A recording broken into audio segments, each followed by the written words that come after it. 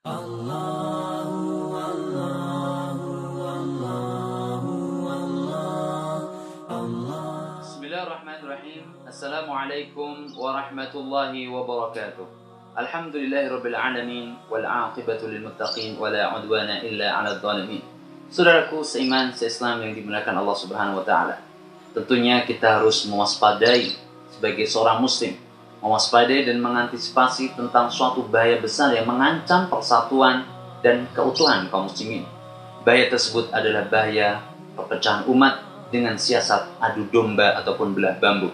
Saudaraku, seperti yang kita ketahui bersama, bahwa siasat mengadu domba untuk memecah belah barisan kaum muslimin sejatinya menjadi strategi yang dilancarkan oleh syaitan untuk melemahkan kaum muslimin, melemahkan barisan kaum muslimin, dan menggagalkan upaya mereka untuk menegakkan kalimat Allah di atas muka bumi ini.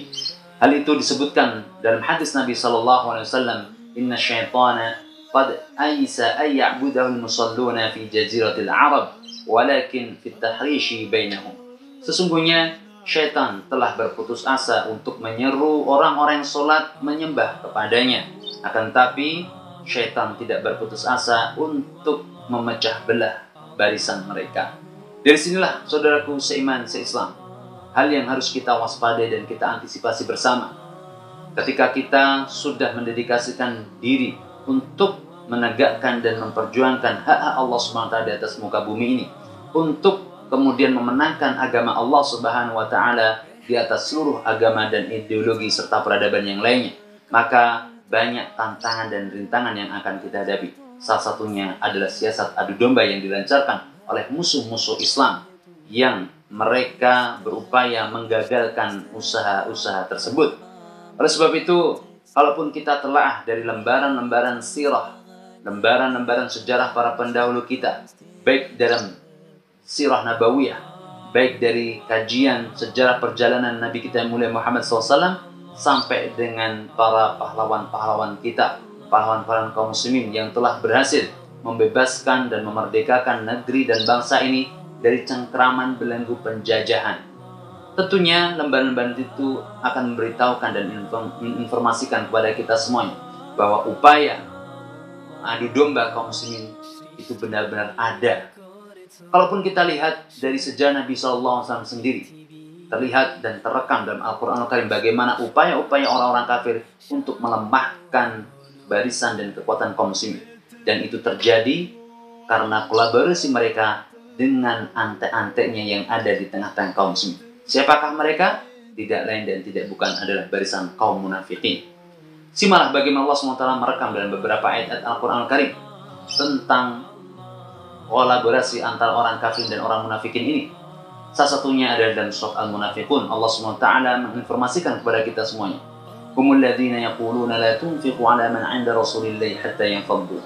Mereka orang-orang munafiqun, mereka menyeru, mengajak orang-orang Ansor. Orang-orang Ansor yaitu penduduk asli kota Madinah pada saat itu, menyeru dan mengajak mereka agar tidak memberikan sedekah kepada orang-orang yang membersamai Rasulullah SAW. Dan hal ini adalah orang-orang muhajirin, kaum muhajirin.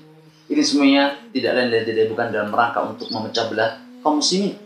Begitu pula provokasi mereka orang-orang munafik untuk kemudian menyerang Nabi SAW dan orang-orang yang membersamai beliau, itu orang-orang muhajirin. Saat mereka kemudian berkata, yaquluna la irja'na ila al-madinati la yukhrijanna al-'azzu minha al-adhan. Mereka berkata, kalaupun kita pulang kembali ke Madinah, niscaya orang-orang yang berkuasa akan mengusir orang-orang yang lemah.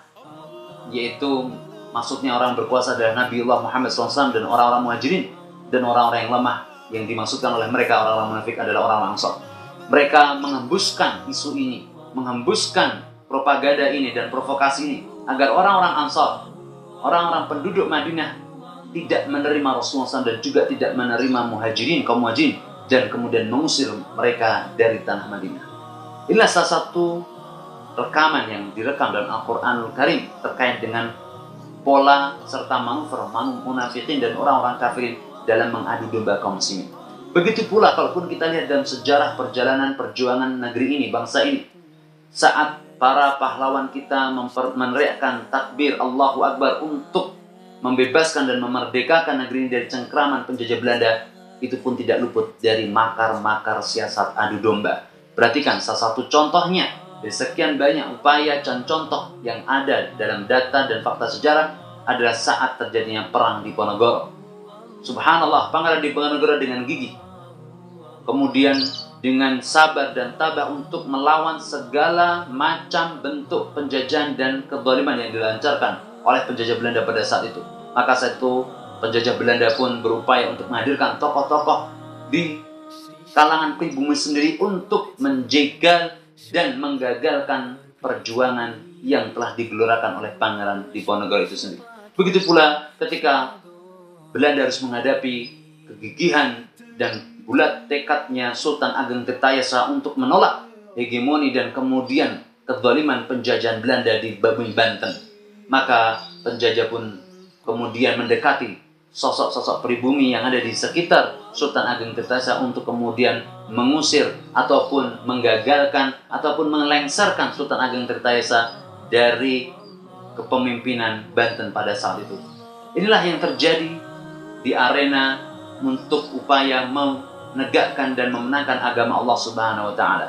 Oleh sebab itu ahibatiflah, seperti apa yang terjadi hari ini pun kita pun juga bisa merasakan adanya upaya-upaya mengadu domba dan kemudian menjurus kepada aksi tebang pilih yang dilakukan oleh orang-orang yang zalim, yang kemudian merusak sebagian dan kemudian mengangkat sebagian yang lainnya. Mungkin ada di antara kita yang kemudian terprovokasi. Oleh sebab itu kami mengingatkan kepada seluruh kaum muslimin, jangan sampai bisa diadu domba. Siapapun Anda, apapun latar belakang Anda, ketika sudah asyhadu an la ilaha illallah wa asyhadu anna Muhammad Rasulullah, maka kita harus merapatkan barisan kita. Apapun ormas Anda, apapun yayasan Anda, apapun forum yang Anda miliki, maka gunakanlah itu semua sebagai wasilah untuk mempersatukan umat ini dan memenangkan agama Allah Subhanahu wa taala ini. Jangan pernah kemudian sampai berkata aku NU, aku Muhammadiyah, aku Persis, akulah yang paling berjasa dalam negeri ini, akulah yang begini dan begitu. Tidak, namun semuanya adalah sama. Semua adalah kaum muslimin yang semuanya memiliki visi misi yang sama, yaitu menuju kepada keridhaan Allah SWT dan memenangkan agama Allah ini di atas agama yang lain. Semoga Allah SWT menjaga kita semuanya, menjaga persatuan dan kesatuan kaum muslimin. Barakallahu fikum. Wassalamualaikum warahmatullahi wabarakatuh.